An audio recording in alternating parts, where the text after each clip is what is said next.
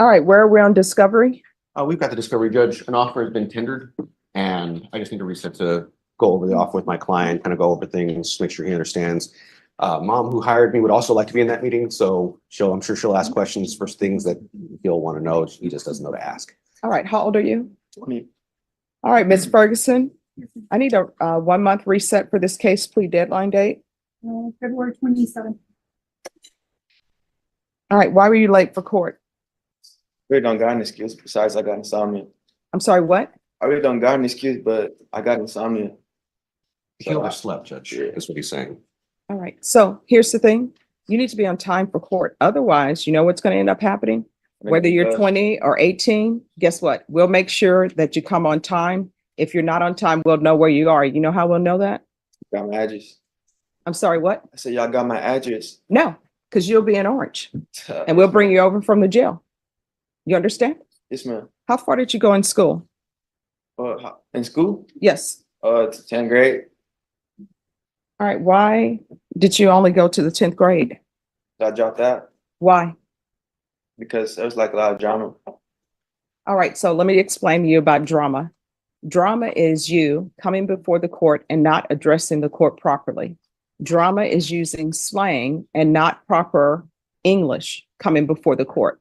So my advice is you probably want to get your GED so that you can get a job, because now it is hard to get good employment without at least a high school diploma. And even if you have a high school diploma, it's still hard.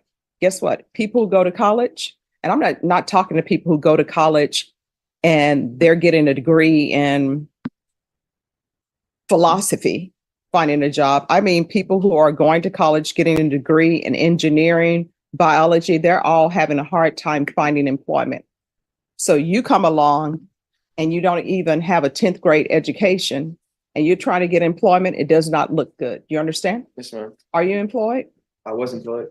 So that's a no, right? You're not working? No, ma'am. So that means that your mom or somebody is supporting you, right? Yes, ma'am.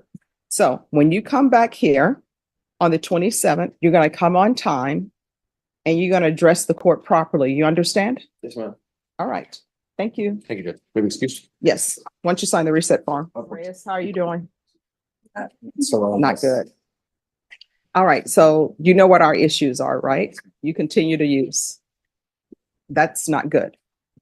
And if you use, you could end up dying from that, right? So what have you been doing to try to help yourself?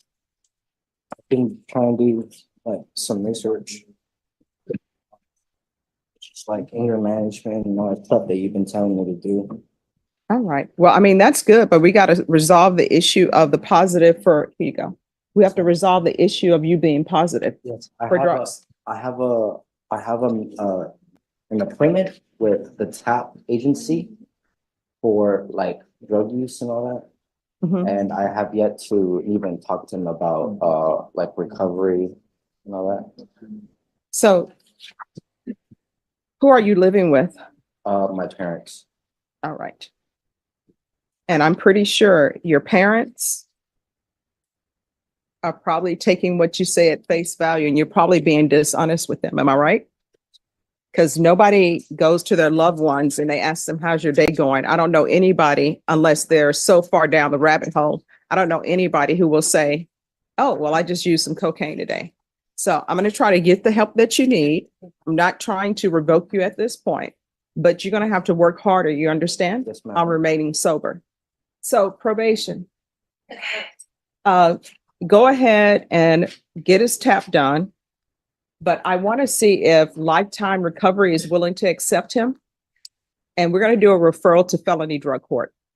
And you need to let them know and be honest with them about your usage. Felony drug court is a treatment program to help you maintain your sobriety. They're going to give you the tools you need, but they can only do that if you're open and honest with them. You understand? Yes, ma'am. All right. So, Bashan, let's do an alternate amend for a TAP evaluation. Do a referral to felony drug court and Lifetime Recovery.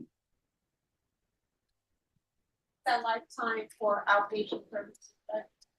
Well, let's see if, I'm gonna see about inpatient, if they deem inpatient treatment is appropriate for him. So if they deem that inpatient treatment is appropriate, you're gonna be an inpatient, okay? Better than prison. Oh, it is, because I what appreciate that. you're looking at 20 years potentially. It's better than prison, and it's better than potentially your parents having to identify your body, because that happens. And I'm gonna want 90 sober meetings in 90 days. Yes, Judge.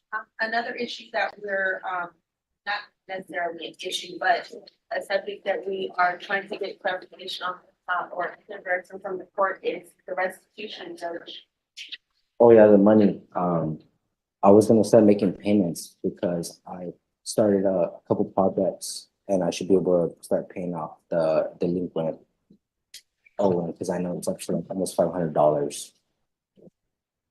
All right, what's the issue with restitution probation? Your Honor, we just want to close out the matter of restitution. From my understanding, and, from the supplemental report received, the other party in the case, they're not looking for any restitution. Okay, And I did speak with the state and they don't have any notes or anything in regards to this. all right, then we'll close out the restitution. Your Honor, last time we talked, remember when you were saying, that the restitution, you know, like if I had injured them and all that stuff, like but like I was trying to tell you that I didn't really do anything to them. And like, I swear, like I really do, because I know I waived my trial Mhm. away, but I don't know if there's any All way. right, so let me just explain something to you. And what I'm telling you, I used to always tell my clients this. Now, number one, they're saying that there is no restitution amount, so there's not going to be restitution. But number two, you know what your trust level is right now? 0. No. And I would tell my clients this all the time. It's not 0, it's less than 0. And because you've been living your life where you've been using and you've been dishonest, I'm sure with your parents, you never tell anybody, hey, I'm going out to use.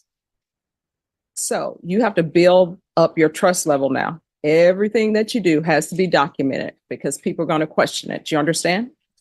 So we're going to close out the matter of restitution, but you are going to do the TAP evaluation. You're going to be referred to felony drug court. Make sure you do not miss that appointment. You understand? So, All right. Is there anything else? no, Your Honor. All right. Do better. Appreciate it. All right. So, you know, a judge has just texted me. Somebody is claiming they are in trial in this court. And they are not. I'm not going to mention the name, but when they come in, I'm going to have to ask them, why are you claiming to be in trial in this court when you're not? And why do people do that? That is so easy to check. So the text message was, hey, quick question. Is this attorney in trial in your court? And I'm like, no, they're not. The only trial we have is with Mr. Stevens, and I believe it's Meyer. But that attorney's name is, and they're like, thank you, exclamation point. Just like that. And that's a wrap on today's session. A courtroom docket that pulled back the curtain on what real accountability looks like when the gavel comes down. We watched a judge lay it out plain and simple for a 20-year-old defendant. Show up on time, speak properly, and start taking your future seriously. No sugarcoating, no hand-holding, just raw, unfiltered truth about what happens when you drop out of school, have no employment, and stand before a court with zero credibility to your name. The message was clear. Get your GED, get to work, and stop relying on everyone else to carry you. Then came a case that cut even deeper, a defendant struggling with substance use, testing positive, and staring down the barrel of 20 years. But instead of slamming the door shut, the judge opened one, a referral to felony drug court, a TAP evaluation, a lifeline through lifetime recovery, and 90 sober meetings in 90 days. Tough love at its finest because, as the judge put it, inpatient treatment is better than prison, and both are better than your parents identifying your body. That line alone should stop anyone in their tracks. And just when you thought the session was over, a behind-the-scenes moment exposed an attorney falsely claiming to be in trial in that very courtroom, a lie that took one text message to unravel. A reminder that dishonesty, whether from a defendant or a lawyer, never survives scrutiny. Trust starts below zero. Everything must be documented. And doing better isn't a suggestion, it's a requirement. If you found this case as eye-opening as we did, hit that like button, drop your thoughts in the comments, and subscribe for more real courtroom breakdowns because justice never gets old.